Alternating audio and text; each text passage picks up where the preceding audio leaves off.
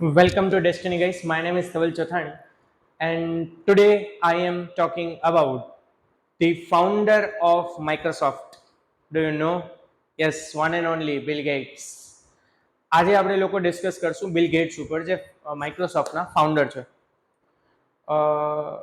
એના ત્રણેક કોટ ઉપર આપણે લોકો ડિસ્કસ કરશું જે બિલ ગેટ્સે પોતાના અમુક કોટ્સ આપ્યા છે એનામાં એ શું કહેવા માંગે છે એ આપણે સમજવાની ટ્રાય કરશું. First quote: we all need people who give us feedback. That's how we improve.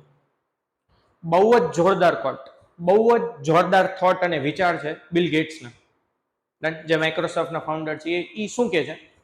We all need people who give us a feedback. હંમેશા એવા પીપલની નીડ હોવી જોઈએ જે આપણે રાઈટ ફીડબેક આપે.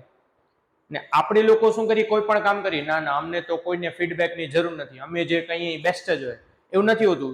જે વર્લ્ડના રિચેસ્ટ પર્સન છે બિલ ગેટ્સ, એ એમ કહે છે કે આપણે એવા લોકોની જરૂર છે જે આપણે શું આપે? રાઈટ ફીડબેક આપે. શેના માટે? That's how we improve. મતલબ ઇમ્પ્રુવની એક પ્રોસેસ કીધેલી છે. How to improve? તો through the feedback any work can improve. મતલબ કોઈક તમને ફીડબેક આપે, આપણે કોઈ કામ કર્યું એનો ફીડબેક એટલે પ્રતિભાવ આપે, રિપ્લાય આપે કે આ કામ આમ નહીં ને આમ બેટર થવું જોઈએ. તો જો આપણે એમ લાગે કે નહીં આપણા સારા માટે છે ને, ફીડબેકને આપણે એક્સેપ્ટ કરી ને એના ઉપર ઇમ્પ્લિમેન્ટેશન કરીએ તો એનાથી આપણી શું આવશે? ઇમ્પ્રુવમેન્ટ આવશે. એટલે ઇમ્પ્રુવમેન્ટ કયા બેઝ ઉપર આવે? મોટો ક્વેશ્ચન. ઘણા લોકો કહેતા હોય કે ઇમ્પ્રુવમેન્ટ કરવું તો છે પણ થાય કેમ? Through the feedback. કોઈ પણ સારા પર્સનનો એડવાઇસ લ્યો, અથવા તમે જે કામ કરતા હો, તમારા કસ્ટમર, તમારા એમ્પ્લોઈઝ, એની એડવાઇસ લો કે હજી આપણે એવું શું કરી શકીએ જેના લીધે હજી આપણે બેટર થઈ શકીએ. તો એ ફીડબેકને તમે લો, એવા લોકોને ગોતો જે તમને રાઈટ ફીડબેક આપે. ને રાઈટ ફીડબેક કોણ આપશે? જે તમારા વેલ વિશર્સ હશે એ જ. નહીં તો ફીડબેક આપશે જ નહીં. ના ના બધું બરાબર જ છે એમ જવા દેશે. એટલે રાઈટ ફીડબેક લ્યો અને એ ફીડબેકને જો તમને લાગે કે સાચું છે ને ઇમ્પ્લિમેન્ટ કરો તો ઓટોમેટિક શું થતું જશે? ઇમ્પ્રુવ થતું જશે. કોઈ પણ કામ આપણે સ્ટાર્ટ કરીએ તો જરૂરી નથી કે સારું થાય કે સક્સેસફુલ થાય. તેના માટે શું કરવાનું? રાઈટ ટાઈમ ઉપર રાઈટ ફીડબેક લેવું કમ્પલસરી છે. જો સારું ફીડબેક આવે, એક્સેપ્ટ ઇટ. ખરાબ ફીડબેક આવે તો ડોન્ટ અપસેટ. એને ધ્યાનમાં રાખો, tech in to the consideration. એને એમ લાગે કે નહીં આને હવે આપણે ફીડબેક આપ્યું છે ને સાચું છે, તેને આપણે ઇમ્પ્લિમેન્ટેશન કરી, જેના લીધે નેગેટિવ ફીડબેક આપણા માટે એક ઓપોર્ચ્યુનિટી બની જાય. ઓટોમેટિકલી આપણી અંદર શું આવે? ઇમ્પ્રુવમેન્ટ આવે. That is the first quote by the Bill Gates. Second thought of the Bill Gates is, second, don't compare yourself with anyone. In this world, if you do so, you are insulting yourself. It means every person has an unique identity, unique capabilities, a unique, every person has a unique qualities. So don't compare your self with others. Means આપણે એક વસ્તુમાં સારા છીએ તો હોઈ શકે કે બીજો કોઈ પર્સન બીજી વસ્તુમાં સારો છે, પણ છે તો બંનેમાં પ્લસ પ્લસ પોઈન્ટ જ. એટલે તમને તમારી જાતને કોઈની સાથે કમ્પેર કરવી જોઈએ નહીં. If you can do so, એમ કે છે બિલ ગેટ્સ, જો તમે આવું કરો છો, you can insulting yourself. તમે પોતાની ઇન્સલ્ટ કરો છો. શું કામ પોતાની ઇન્સલ્ટ કરો છો બીજા સાથે કમ્પેર કરીને? બીકોઝ તમારામાં જે એક્સપર્ટાઇઝ છે, તમારામાં જે સ્કિલ છે, હોઈ શકે એ બીજામાં નથી. તો બંને પોતપોતાની રીતે બેસ્ટ જ છે. જો તમે એમ કહેશો કે આ સારું છે ને ખરાબ છે, અથવા હું ખરાબ છું ને સામેવાળો સારો છે, તો એવું હોતું નથી. Every person has it's on uniqueness. તો કોઈને પણ કોઈના સાથે કમ્પેર કરવું એ તમે પોતાની ઇન્સલ્ટ કરો છો. બીકોઝ તમારી પાસે જે સ્કિલ છે એની કારણે નથી, એની કારણે સ્કિલ છે એ તમારી પાસે નથી. Both are best.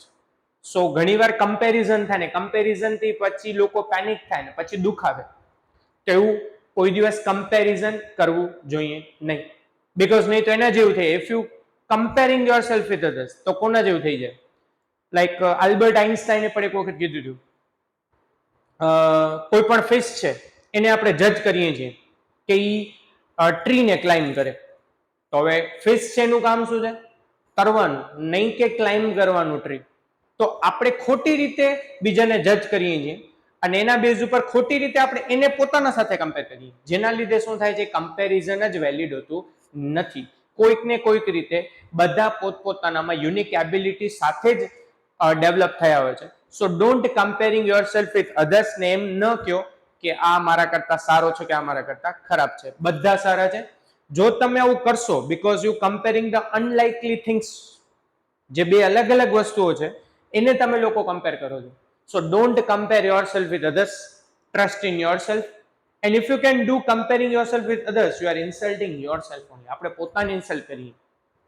તો કોઈની સાથે કમ્પેર ન કરો. Just focus on the work, just do your best. જે તમારામાં એબિલિટી છે એને આગળ વધારો. કમ્પેરિઝન કરશો તેમ લાગશે કે આપણે હજી પાછળ છીએ, તો વરી જે ટાસ્ક છે એના ઉપર ફોકસ ઓછું થઈ જશે. So there is a second thought. Third thought of the Bill Gates is, I am not a topper in my university, but all toppers are working in my Microsoft company. મતલબ Bill Gates એમ કહે છે કે I am not a topper in any university. મતલબ હું કોઈ દિવસ મારી યુનિવર્સિટીમાં ટોપરમાં રહ્યો નથી, પણ જેટલા પણ ટોપર છે આજકાલના એ બધી મારી કંપનીમાં જોબ કરવા ઈચ્છે છે. ઓર ટોપર્સ આર વર્કિંગ, જે મારી કંપનીમાં જોબ કરે છે હમણાં. કઈ? મારી કંપની, માઇક્રોસોફ્ટ કંપની. શું કહેવા માંગે છે બિલ ગેટ્સ? એવું નથી હોતું કે તમે સ્કોર કરી જાઓ કે ટોપર બની જાઓ તો જ તમે લાઈફમાં સક્સેસ લઈ શકો અથવા આગળ વધી શકો. It's depends upon the interest, it's depends upon the passion that you have. Like Bill ગેટ્સને ટેકનોલોજી માટે પેશન હતું. બિલ ગેટ્સ હંમેશા માને છે કે જો તમે ટેકનોલોજી થ્રુ આગળ વધશો તો જ ગ્રો કરી શકશો, નહીં તો તમારો બિઝનેસ આઉટ ઓફ થઈ જશે. મતલબ if you are doing the technological business, then your business is business, otherwise is out of the business. એવું બિલ ગેટ્સ કહે છે. એટલે આની અંદર કહેવાનો મતલબ ઇન્ટરેસ્ટની વાત છે. જેવું તમારામાં ઇન્ટરેસ્ટ હશે, જેવું તમારામાં પેશન હશે, ઈ કામ કરશો તો ઓટોમેટિકલી તમને સક્સેસ મળશે. એનામાં ટોપર ઓર રેન્કિંગથી કોઈ અહીંયા કનેક્શન છે નહીં. મતલબ આ એમ જ કહે છે કે I am not a topper in my university. જ્યાં સ્ટડી કરતા હતા પોતે કોલેજ ડ્રોપ આઉટ છે, પણ એ કોઈ દિવસ ટોપ રહ્યા નથી. પણ જેટલા ટોપ લોકો છે એ બધા એની કંપનીમાં, માઇક્રોસોફ્ટ કંપનીમાં શું કરે છે? કામ કરવા ઈચ્છે છે. મતલબ જેટલા પણ ટોપ લોકો છે, તમે એવું કંઈક તમારા પેશન થ્રુ, તમારી સ્કિલ થ્રુ જનરેટ કરો કે જે ટોપર લોકો છે, સારા લોકો છે, એ તમારી અંડરમાં કામ કરે, અથવા સારા લોકો છે એ આના જેમ એની કંપનીમાં કામ કરવા ઈચ્છે છે. એવું એક બ્રાન્ડ બિલ્ડ કરવું જરૂરી છે. તો this 3 thoughts are given by the Bill Gates, જે આપણે શીખવા જરૂરી છે. અને જો આપણે આ જીવનમાં ઉતારતા જશું તો ઓટોમેટિકલી આપણામાં ઇમ્પ્રુવમેન્ટ આવતું જશે. અને on the basis of that improvement, ત્રણેય જે થોટ છે અલગ અલગ કેટેગરીમાંથી મેં સિલેક્ટ કર્યા છે. લાઈક ફર્સ્ટ થોટ જે હતું એ ફીડબેક ઉપર હતું, ઇમ્પ્રુવમેન્ટ ઉપર વાત કરતું હતું.